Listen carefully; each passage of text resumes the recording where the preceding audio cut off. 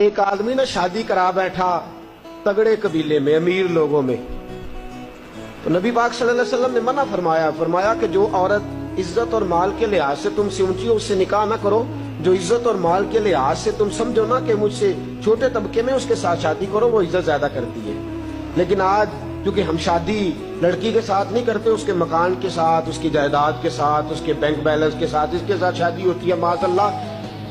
وہ شادی کرا بیٹھا اونچے قبیلے میں، بی بی ڈانٹتی ہے، بندہ ہے ماڑا، وہ بیچارہ کہہ بھی کچھ نہیں سکتا۔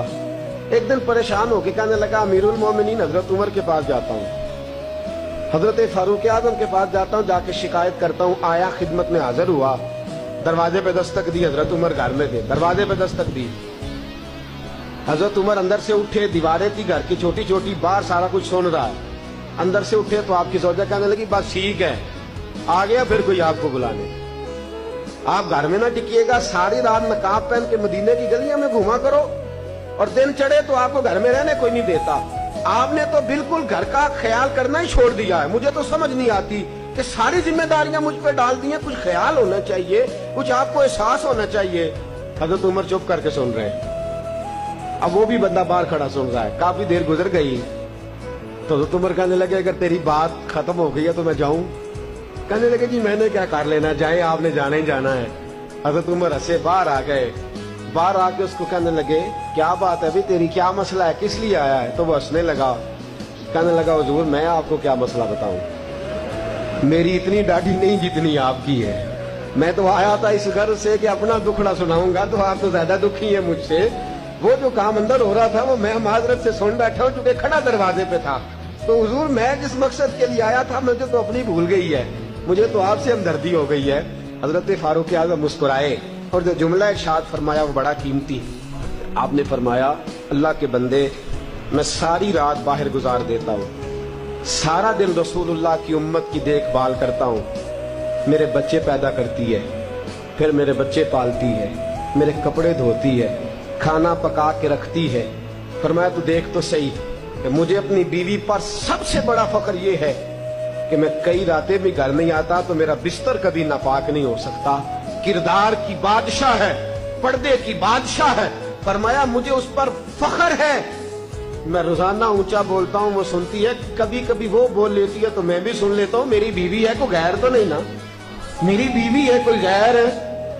روز میں اونچا بولتا ہوں تو سنتی ہے، تو کبھی کبھی سن لینا چاہیے۔ کب؟ کبھی کبھی سن، لڑائی نہیں ہوگی انشاءاللہ۔ اگر آپ کبھی کبھی سننے کا پروگرام بنائیں گے نا تو لڑائی، میرا عورتوں کا مشورہ ہے کہ جب خامد جلال میں ہو تو چپ کر جائیں۔ ہمارے استاد گرامی ہمیں ایک چٹکلا سنایا کرتے تھے، کہتے تھے ایک بی بی کسی بزرگ کے پاس گئی، کہنے لگی حضرت جی خامد بڑی لڑائی کرتا ہے، جب آتا ہے گھر میں فساد شروع ہو جاتا ہے، کوئی تعویذ دے دے۔ تو انہوں نے ایک تعویذ اس کو بنا کے دیا، کہنے لگے جب وہ گھر آئے تو دانتوں کے نیچے دبا لینا، دانتوں کے نیچے دبا کے رکھنا، کھولنا نہیں۔ ایک مہینے کے بعد آئی، کہنے لگی حضور آپ کے تعویذ میں بڑا کمال ہے، میرے گھر کی تو لڑائی ختم ہو گئی۔ کہنے لگے تعویذ کا کمال نہیں، میں نے تیری زبان ہی بند کر دی ہے، تو جب تک چپ رہے گی تب تک انشاءاللہ فساد نہیں ہوگا۔ تو یہی بات یاد رکھیے گا دوستو کہ جب عورت بول رہی ہو تو آپ بھی کبھی کبھی تھوڑا سا زبان کو، کیونکہ اس لیے کہ آپ مقابلہ کریں گے تو بات آگے بڑھے گی نا۔ کبھی یہ تو نہیں نہ ہو سکتا کہ جب مقابلے کے فریق ہوں، مقابلے کے، ہن لباس لکم وانتم لباس لہم، وہ تیرا لباس ہے تو ان کا جب مقابلہ ہوگا تو کون اپنی بات سے پیچھے ہٹے گا؟ کرنے کا کام یہ ہے کہ جب بیوی کبھی جلال میں آ جائے، کبھی غصے میں آ جائے، اور اگر آپ یہ سمجھے کہ ٹھیک غصے میں ہے، اس طرح حضرت عمر کی بیوی غصے میں ہے تو غصہ ان کا درست ہے کہ آپ کو مجھے وقت دینا چاہیے، دیتے نہیں۔ اگر کبھی جائز غصہ ہو تو ہمیں بیوی کا غصہ بھی سن لینا چاہیے، اور خاوند غصے میں ہو تو بیوی کو بھی کہنا چاہیے کہ ذرا تھوڑی دیر وہ اپنے اوپر کنٹرول رکھے۔ اگر ایک فریق چپ کر جائے گا تو فساد ختم ہو جائے گا، اگر مقابلہ رہے گا تو پھر معاملہ ٹھیک ہے۔